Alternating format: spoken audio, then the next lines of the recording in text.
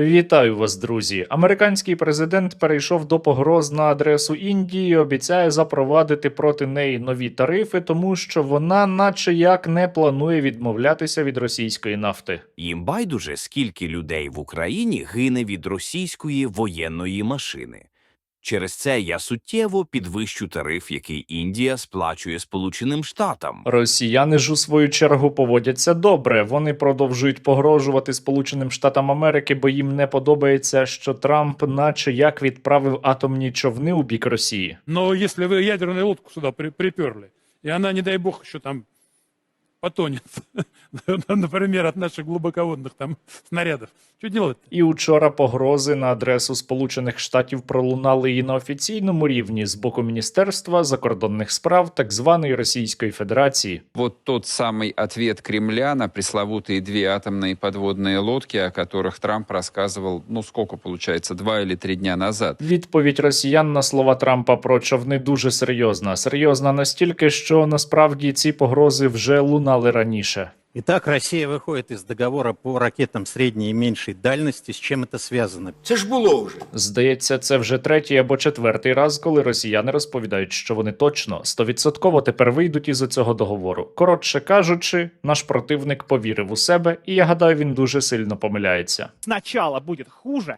а потом только будет лучше. Но лучше будет. Для того, щоб росіянам не ставало краще і щоб вони несли більші втрати, я закликаю вас негайно узяти і задонатити на поточний русоріз, а ми вже завтра закупимо нові дрони для Покровського напрямку. Реквізити є, як завжди, в описі до цього відео. Ну і якщо ви раптом іще чомусь не підписалися на мій канал, підпишіться обов'язково. Почнемо із теми протистояння Індії та Сполучених Штатів Америки. Це доволі цікаво. Неприпустимо, щоб Індія продовжувала фінансувати цю війну, купуючи нафту у Росії. Як відомо, американський президент збирається запровадити нові вторинні санкції проти так званої Росії. Ну, принаймні, він про це каже, і ці санкції будуть стосуватися країн, які продовжують купувати російські енергоносії. Індія при цьому є найбільшим імпортером російської нафти. І президент Сполучених Штатів Америки Трампа вже ж хоче, щоб його погрози мали хоч якийсь ефект, і щоб Індія відмовилася від цих закупівель іще до запровадження санкцій. Спершу Індія обіцяла це зробити. Ну, як я зрозумів, Індія більше не купуватиме нафту в Росії. Принаймні так я чув. Не знаю, чи це правда, але це хороший крок. Побачимо, що буде далі. Але потім за декілька днів Індія передумала і повідомила Сполученим Штатам Америки, що вона все одно продовжить купувати російську нафту, не дивлячись на санкції. Тому Трамп перейшов до погроз. Індія не лише купує величезні обсяги російської нафти, але й значну частину придбаної нафти перепродає на відкритому ринку з великим прибутком. Їм байдуже, скільки людей в Україні гине від російської воєнної машини.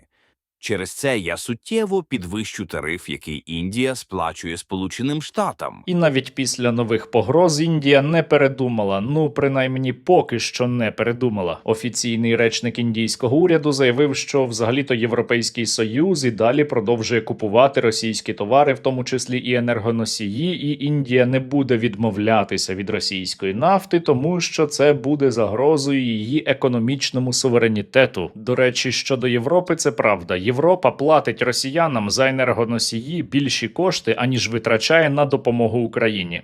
Та що стосується Індії, ми ще не можемо робити однозначні висновки. Індія досить тісно пов'язана зі Сполученими Штатами Америки, і якщо Трамп не буде блефувати, якщо він буде дійсно готовий боротися за свою позицію, то, можливо, позиція Індії зміниться. Та знову ж таки, це тільки у випадку, якщо президент Сполучених Штатів Америки буде готовий твердо стояти на своїй позиції, а не піде на поступки, як він вже раніше робив неодноразово. І взагалі можна багато говорити про санкції, про те, наскільки вони ефективні, як забезпечувати виконання цих санкцій, але найдієвіші санкції проти російської економіки і енергоносіїв – це удари у глиб Росії.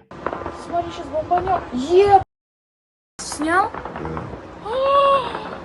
Після нещодавніх українських ударів по російських нафтопереробних заводах ціни на бензин на внутрішньому ринку так званої Росії почали зростати, хоча у той самий час російські експерти розповідають, що це неможливо. Цена в любом случае не изменится. У нас розничная цена запрограммирована на инфляцию. Соответственно, если есть инфляция, цены дорожают не выше, чем инфляция. Зростання цін на бензин зафіксовано у більшості регіонів так званої Російської Федерації. А от у тимчасово окупованому українському Криму зростання найбільше, тому що туди дуже складна логістика, бо щось у них там трапляється із Кримським мостом. Слушайте, я не снимала бензин уже очень давно, неделю, но он уже повысился 3 раза, по-моему. Взагалі у російській економіці і далі відбуваються доволі цікаві речі. Росстат засекречує усе більше інформації про стан російської економіки, щоб росіяни не знали, як у них усе прекрасно. Ну а тепер давайте про нові російські погрози на адресу Сполучених Штатів Америки, та й не тільки. Учора Міністерство закордонних справ так званої Російської Федерації вийшло із заявою, у якій воно довго звинувачувало Сполучені Штати Америки у тому, що ті виробляють і розгортають ракети малої та середньої дальності, та заявило, що тепер так звана Росія точно не буде дотримуватися одностороннього мораторію на розгортання і виробництво таких ракет. Медведєв, який на декілька днів зник після заяв Трампа про підводні човни, знову виліз у Твіттер і заявив, що це отака от відповідь на антиросійські дії з боку НАТО. Заява Міністерства закордонних справ Росії про зняття мораторію на розгортання ракет середньої та малої дальності є результатом антиросійської політики країн НАТО. Це нова реальність, з якою доведеться рахуватися всім нашим опонентам. Очікуйте подальших кроків. При цьому прес-секретар Владіміра Путіна Пєсков засудив заяви Трампа про підводні атомні човни і сказав, що це дуже безвідповідально кидатись ядерними погрозами. В ядерной войне не может быть победителя. Поэтому вот это основной, наверное, постулат, из которого мы исходим. Росіяни ж так ніколи не робили. Вони точно ніколи не погрожували іншим країнам ядерною зброєю, а особливо Сполученим Штатам. Я считаю, что мы должны будем тогда нанести ядерный удар, включая Соединенные Штаты Америки. По 50 килотонн, 24 сразу, еще 24 на ТЗМ, на транспортно-заряжающих машинах. От Аляски что останется?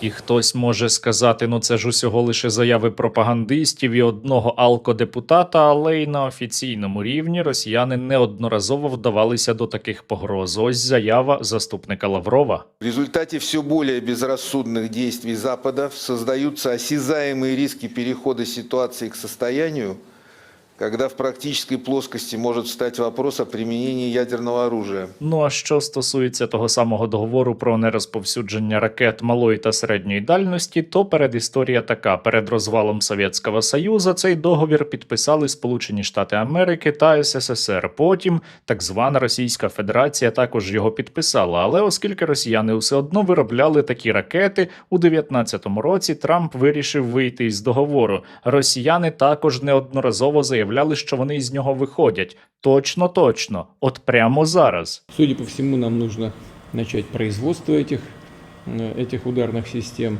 Владімір Путін робив такі заяви щонайменше тричі, а Лавров переконував, що у росіян немає ракет малої та середньої дальності. Особо подчеркну, наземных ракет средней и меньшей дальности у России не было и нет. У реальності ж до таких ракет можна віднести крилаті «Іскандери» і отой «Орєшнік», про який постійно розповідає Владімір Путін. Тож росіяни не дотримувалися цього договору, а потім із нього почали виходити. Один, другий, третій, і це вже, напевно, четвертий раз відбувся учора, тож оця заява – це просто пусті слова. Це не блеф. І от якщо у коротко- і середньостроковій перспективі Сполученим Штатам Америки мало за що є переживати, то Європі усе одно варто було би напрягтися. Европа, кажется, тоже истосковалась по мировой войне. Європа, якщо не бажає воювати на своїй власній території, має ще більше мілітаризуватися, збільшити допомогу для України щонайменше у декілька разів і задуматись про відправку контингентів своїх військ для допомоги Україні у російсько-українській війні. Північна Корея може відправити свої війська, а жодна європейська країна не може. Та поки що Європа думає, що вона може перечекати і відсидітися за нашими спинами. І поки що росіяни штурмують не Варшаву, а Покровськ, у тому числі із застосуванням каліч-полків. Едем. Ну вот, мы... Рексы поехали. Да, Рекси вперед, как обычно. Ми із вами маємо більше допомогти оборонцям Покровська. Потреба все ще дуже значна. Завчора зібрали 17 мільйонів гривень, і я дякую вам за це, та треба більше. А поки що наші воїни завдяки вам отримали іще 320 нових FPV. Підрозділ FPV мотопіхотного батальйону 30-ї бригади. Дякую спільноті Стерненка та всім, хто брав участь у зборі коштів на ці FPV-дрони. Разом до перемоги! Слава Україні! Сили оборони Півдня дякують Сергію Стерненку та усім небайдужим людям за надані 30 небесних FPV-перехоплювачів. Разом до перемоги! Слава Україні! Дякуємо Сергію Стерненку та його спільноті за 50 наданих FPV-дронів, які допоможуть нам ефективніше знищувати ворога. Бажаю здоров'я! Батальйон безпілотних систем «Відар» 60-ї окремої механізованої бригади висловлює щиру вдячність Сергію Стерненку та всій спільноті, що стоїть поруч. Дякуємо за 50 русоєбів. Це 50 точних ударів, 50 разів, коли ворожа техніка і піхота пішли на утилізацію. 50 доказів того, що FPV працює. Кожен знищений окупант – це ще один крок до свободи. Це ще одна збережена позиція. Це ще один день, коли ми тримаємо небо і землю за собою. Ви частина сили, яка не дає темряві пройти. Разом ми показуємо, що коли народ і фронт одне ціле, нас не зламати. Дякуємо, працюємо, перемагаємо. Слава Україні! Героям слава! Бажаємо здоров'я всьому доброчесному люду. Ми бійці 128-ї окремої гірсько-штурмової бригади, батальйону безпілотних систем. Хочемо подякувати пану Стерненку та всім його благодійникам за надану партію чудових дронів. Так як на дворі спекотно, ми зробимо цими дронами капам повне пекло. Разом до перемоги. Слава Україні! Героям слава! Бажаю здоров'я. Ми підрозділ «Зрабатор» 115-ї окремої механізованої бригади. Дякуємо благодійному фонду «Спільнота Стерненка» за надану допомогу у вигляді FPV-дронів, частина з яких вже виконує завдання на фронті. Донатьте цьому фонду, вони реально допомагають хлопцям. Слава Україні! Ми, бійці підрозділу ЯКАЙ 35-ї бригади морської піхоти, висловлюємо подяку спільноті Стерненка за надані нічні FPV-дрони. Разом до перемоги! Слава Україні! Героям слава! За декілька днів ми із вами побачимо, чого вартує ультиматум Трампа, наскільки він готовий тримати слово та стояти на своєму. Та у будь-якому разі, як би там не було, не варто на нього розраховувати. Варто й далі максимально допомагати силам безпеки та оборони України.